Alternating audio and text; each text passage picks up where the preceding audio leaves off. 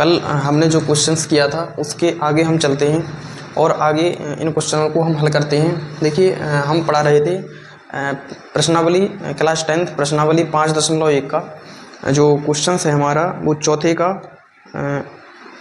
8वां questions हमने कर लिया था कवर। उसके आगे हम चलते हैं 9वें क्वेश्चंस की तरफ। तो चलिए देखते हैं 9वां क्वेश्चंस और इसको हल करते हैं। क्वेश्चंस नंबर है हमारा 9वां। देखिए क्वेश्चंस को लिखते हैं 1, 3, 9, 27।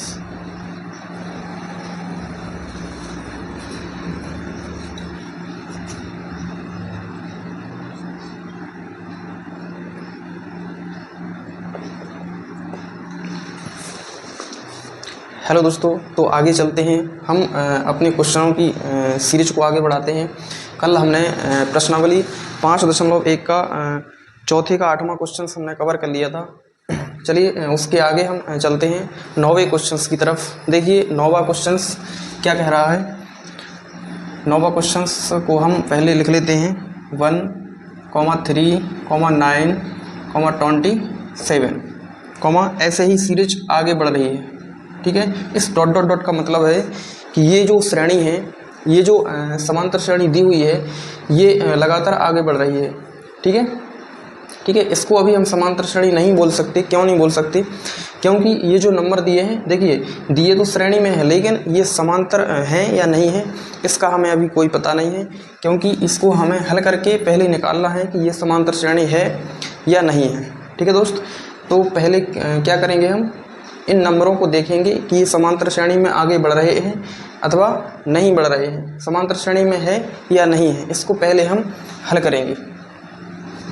तो चलिए, और देखिए क्वेश्चंस में हमसे पूछा भी यही है कि जैसे हमने कल बताया था कि ये जो श्रेणी दी हुई है, पहले हमें चेक करना है कि ये समांतर श्रेणी है या नहीं है।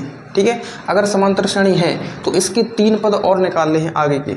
अगर समांतर श्रेणी है तो इसके 3 पद और आगे की हमें ज्ञात करना है। अगर समांतर श्रेणी नहीं है तो इसके आगे के 3 पद हम नहीं निकालेंगे।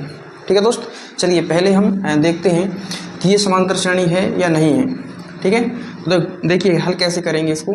ये हमारा जो 1 है, ये प्रथम पद है, इसको हम A1 से दर्शाते हैं।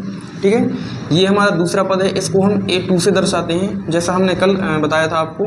ये हमारा तीसरा पद है, तो इसको हम A3 से दर्शाते हैं। ये हमारा चौथा पद है, तो इसको हम A4 से दर्शाते हैं। ठीक है, अब देखिए इनके जो बीच का अंतर है, मतलब ये समांतर श्रेणी है या नहीं है, कैसे हम ये पता लगाएंगे, कैसे हम चेक करेंगे। तो देखिए इन नंबरों के बीच का हम अंतर देखेंगे। अगर इन नंबरों के बीच का अंतर समान है तो हम कह सकते हैं कि ये जो श्रेणी दी हुई है ये समांतर श्रेणी है। ठीक है, तो इन नंबरों के बीच का पहले हम अंतर देखेंगे। ठीक है, तो देखिए इसी को बोलते हैं हम सार्व अंतर।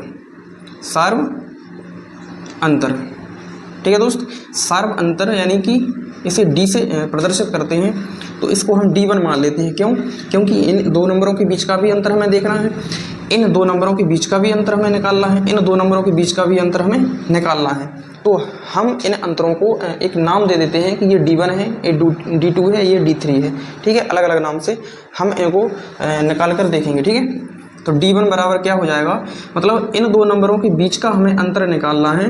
तो क्या करेंगे, हम दूसरे पद में से पहले वाले पद को माइनस कर देंगे, घटा देंगे। ठीक है, तो दूसरा पद है हमारा A2 माइनस A1, मतलब दूसरे पद में से पहले वाले पद को घटा देंगे जब हमें इन 2 नंबरों के बीच का अंतर निकालना हो तो। ठीक है, दूसरा पद क्या दिया हमें, 3, और पहला पद है हमारा 1। ठीक है, 3 में से हम 1 माइनस करेंगे।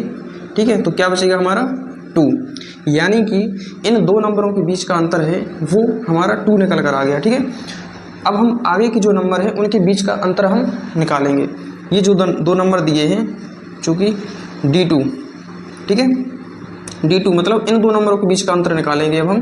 तो A3 में से, मतलब तीसरे पद में से दूसरे वाले पद को घटा देंगे। ठीक है, A3 माइनस A2। ठीक है, A3 हमें दिया है कितना, A3 का मान है 9 और A2 का मान है हमारा दूसरा पद 3। तो 9 में से 3 हम माइनस कर देंगे तो क्या बचेगा हमारा 6। ठीक है, तो देखिए यहीं से हमें समझ में आ गया है कि इनके बीच का अंतर 2 है, इन दो संख्याओं के बीच का अंतर 6 है, तो अंतर ही बराबर नहीं है, तो हम कह सकते हैं कि ये जो श्रेणी दी हुई है ये समांतर श्रेणी नहीं है। ठीक है, और आगे के जो आगे के 2 नंबर हैं उनके बीच का भी अंतर हम देख लेते हैं। ठीक है, इन 2 नंबरों से हमें पता तो चल गया कि ये समांतर श्रेणी नहीं है। ठीक है, फिर भी हम इन 2 नंबरों के बीच का भी अंतर निकाल लेते हैं। D3 बराबर, देखिए चौथे वाले पद में से क्या माइनस कर देंगे, तीसरा वाला पद। इन 2 नंबरों के बीच का अंतर हम निकालेंगे तो चौथे पद में से तीसरे पद को माइनस कर देंगे। चौथा पद दिया है हमारा 27 और तीसरा पद है हमारा 9। तो 27 में से जब हम 9 माइनस करेंगे तो कितना बचेगा हमारा 16। ठीक है, ये बचेगा हमारा 18। ठीक है, जब 27 में से -9 करेंगे तो हमारा बचेगा 18। ठीक है दोस्त, तो देखिए ये जो अंतर हमने निकाल कर देखे हैं, ठीक है, तीनों के तीनों अंतर हमने निकाल कर देख लिए।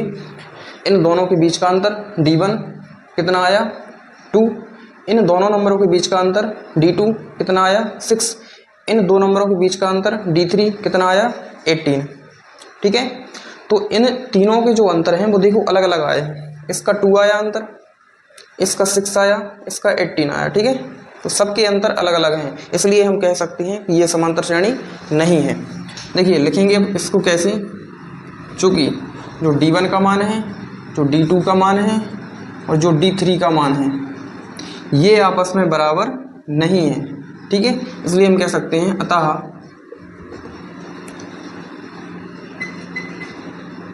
इसलिए का चिन्ह लगाएं। ठीक है, इसलिए यह है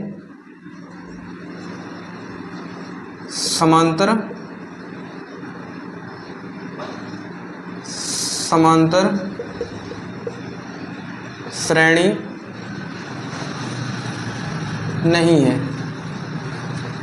ठीक है, क्यों नहीं है समांतर श्रेणी, क्योंकि D1 D2 D3 जो है, जो अंतर है इनके बीच का वो समान नहीं आया, इसलिए हम कह सकते हैं कि ये जो श्रेणी दी हुई है ये समांतर श्रेणी नहीं है।